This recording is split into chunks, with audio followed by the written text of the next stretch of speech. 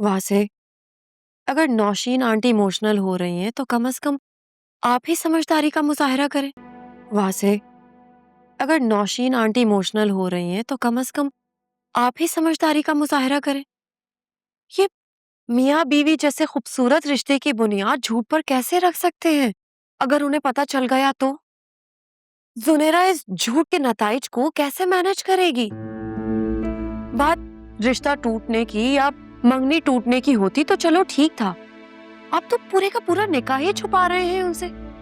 ये तो उनके साथ फ्रॉड हुआ ना।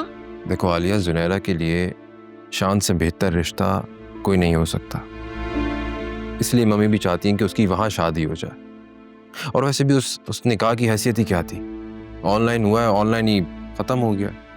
वासे, ऑनलाइन हुआ हो या फिर हजारों लोगों के बीच में हुआ हो, निकाह निकाह होता है।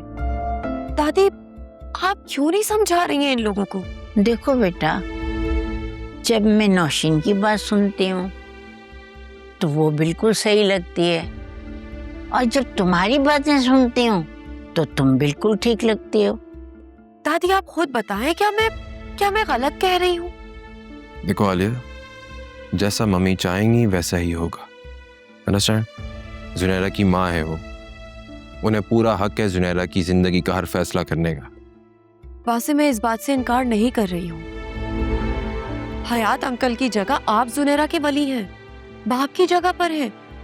कम से कम आप तो ना समझी वाली बातें मत करें। मैं मानती हूँ कि जुनेरा ने गलत किया है, लेकिन इसका मतलब ये तो नहीं है कि उसे बोझ समझकर उठाकर फेंक दिया जाए।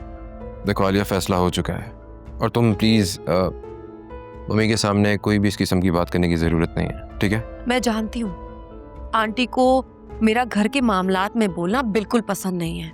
इनफैक्ट उन्हें तो इस घर में मेरी मौजूदगी भी पसंद नहीं है। आलिया, मम्मी पहले ही अकरम और फिजा के रिश्ते के हक में नहीं है। अगर उन्हें लगेगा कि तुम उनके फैसले के अगेंस्ट जा रही हो तो वो साफ इनकार कर देंगी, and you know that already. जो होगा वो देखा जाएगा, लेकिन प्लीज आप ये सब मत करें जो आप कर रहे हैं।